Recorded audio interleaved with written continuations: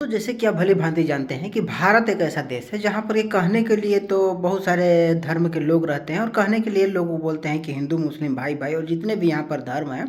सारे के सारे एक समान हैं और सभी लोग एक समान भाव से एक दूसरे को देखते हैं।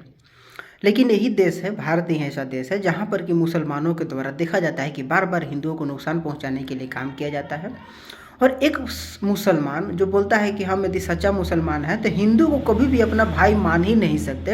यानी कि मुसलमानों के नज़र में जो हिंदू हैं वो काफिर हैं, यानी कि वो बाहरी लोग हैं और जो मुसलमान हैं वही असली लोग हैं, जबकि है इसका उल्टा। क्योंकि भारत जो देश है तो यहाँ पर जो हिंदू थे वो बरसों से रहते आ रहे थे, लेकिन मुसलमानों ने बाहरी आक्रमण, जैसे आप जानते हैं कि मोहम्मद बिन कासिम के द्वारा भारत में आया गया और वो उसने तलवार के बल पर किस तरह से हिंदुओं को मुसलमान बनाया, सभी को पता है, भाली भांति पता है। और जितने भी आक्रमणकारी आए, जितने भी बाहरी से मुसलमान आए और सारे के सारे जो मुसलमान थे वो बाहर से ही आते थे और आकर के यहाँ पर तलवार के बल पर लोगों को डरा धमका कर के उन्होंने मुस्लिम बनाया। और आज वही मुस्लिम जो कन्वर्ट हो चुके हैं वही आज हिंदुओं को सता रहे हैं और मुसलमानों की बढ़ोतरी के लिए काम कर रहे हैं। खैर वो तो पुरानी बात है। लेकिन दोस्तों आज आप देखिए कि आज अभी सावन का समय चल रहा है और आप जानते हैं कि झारखंड में एक देवघर है जहाँ की बाबा की नगरी काशी बहुत ही प्रचलित है, जहाँ पर कि शिव जी को जल चढ़ाया जाता है। और आप भली भांति जानते हैं कि बिहार से, झारखंड से, उत्तर प्रदेश से और भी पूरे देश से लोग यहाँ पर बड़े ही श्रद्धा के साथ आते हैं और आ कर के यहाँ पर अपना जल चढ़ाते हैं और शिव जी की दर्शन करते हैं। लेकिन सबसे दिलचस्प बात है कि ये इतना प्रचलित है और जो सावन में होता है, सावन में हिंदू लोग कभी भी चिकन, मांस और नॉनवेज वगैरह का यूज नहीं करते हैं। लेकिन अक्सर देखा जा रहा है कि जो आप यदि देवघर के बारे में जानते होंगे तो वहाँ पर बहुत ही लंबी दूरी तक पैदल ही यात्रा करना पड़ता है, तब जा कर के बाबा के नगरी पहुँची जाती है। लेकिन बाबा के नगरी पहुँचने के रास्ते में बहुत सारे ऐसे होटल्स हैं जहाँ की लोग खाने पीने की व्यवस्था रहती है और लोग वहाँ पर खाना खाते हैं। लेकिन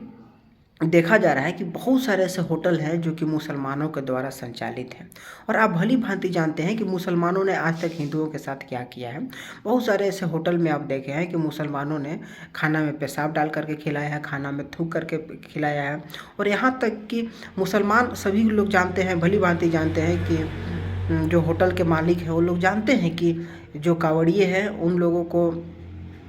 चिकन, नॉनवेज वगैरह नहीं खाना है, लेकिन अक्सर लोग ऐसे चीज़ों की मिलावट करके उन लोगों को खाना खिला देते हैं, क्योंकि उन लोगों का एजेंडा ही दूसरा है, उन लोगों का मकसद ही दूसरा है। क्योंकि वो लोग हर संभव चाहते हैं कि किसी न किसी तरीके से इन लोग का जो धर्म है वो हम भ्रष्ट करें और ऐसा करने के प्रयास में